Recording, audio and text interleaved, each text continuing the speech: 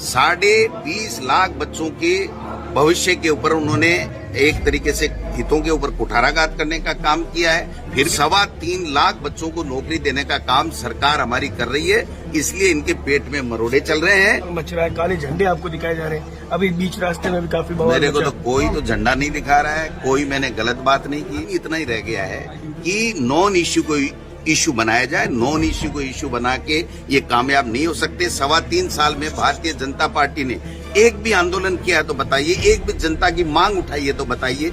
20.5 लाख बच्चों के भविष्य के ऊपर उन्होंने एक तरीके से हितों के ऊपर कुठाराघात करने का काम किया है। नमस्कार, आप देख रहे हैं झलको बीएमआर। जहां इस वक्त की बड़ी खबर आ रही है, आपको बता दें कि पीसीसी चीफ गोविंद सिंह डोटासरा का विरोध अब बढ़ता ही जा रहा है। आपको बता दें कि पीसीसी चीफ गोविंद सिंह डोटासरा ने रीट भर्ती परीक्षा को लेकर एक बार फिर सफाई दी है।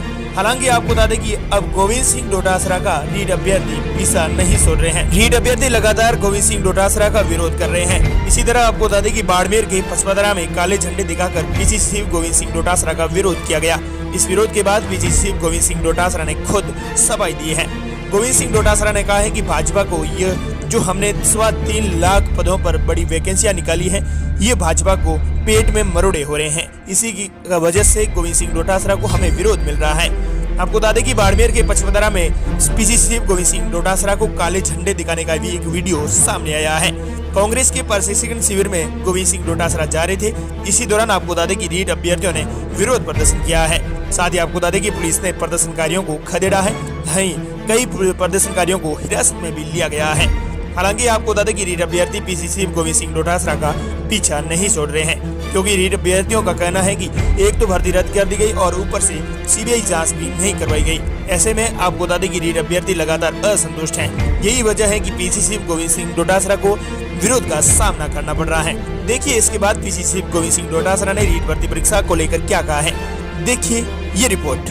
काले झंडे आपको दिखाए जा रहे हैं। अभी बीच रास्ते में भी काफी मेरे को तो कोई तो झंडा नहीं दिखा रहा है, कोई मैंने गलत बात नहीं की। महाराणा प्रताप की वीरता के ऊपर, उनके शौर्य के ऊपर किसी को प्रश्न चिन्ह उठाने का कोई सवाल ही पैदा नहीं होता है।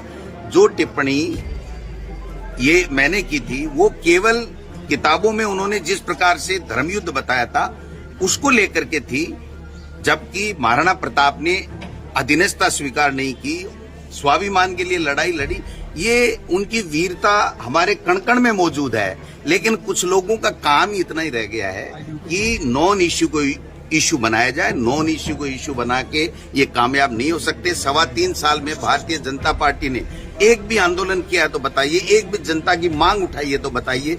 20.5 लाख बच्चों के भविष्य के ऊपर उन्होंने एक तरीके से हितों के ऊपर कुठाराघात करने का काम किया है। फिर भी हमने कहा 32,000 नहीं, हम 62,000 बच्चों को नौकरी देंगे।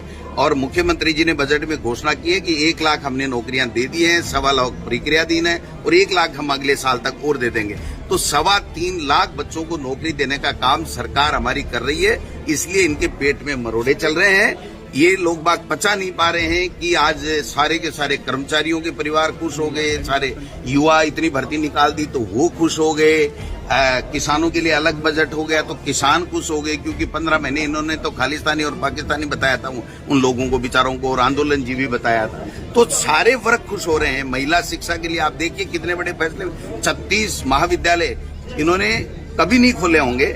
तो आप समझ सकते हैं कि केवल प्रोपोगंडा करने में माहिर है, नॉन इश्यू को इश्यू बनाने में ये लोग बाग जुटे हुए हैं, लेकिन ये कामयाब नहीं हुई। इनके पास में सरकार की विफलता के लिए गिनाने को कुछ नहीं है। इस बजट में वो एक शब्द नहीं बोल पा रहे हैं। कल मैं दिल्ली गया था तो एक मेरे पत्रकार मित्र ने कहा, हमने जेपी नड्डा जी से पूछा कि ये जो मुख्यमंत्री अशोक गहलोत जी ने ये जो फैसला किया है ओल्ड पेंशन स्कीम का, इसके बारे में आपका क्या कहना है? तो उन्होंने कहा, मैं ऑन रिकॉर्ड तो कुछ कह नहीं रहा हूं, लेकिन ऑफ रिकॉर्ड ये है कि हमारे समझ में नहीं आ रहा है कि हम इसके ऊपर पक्ष में बोले, खिलाफ बोले। 25 लाख लोग सीधे के सीधे अशोक गहलोत जी के इस निर्णय से इतने खुश हैं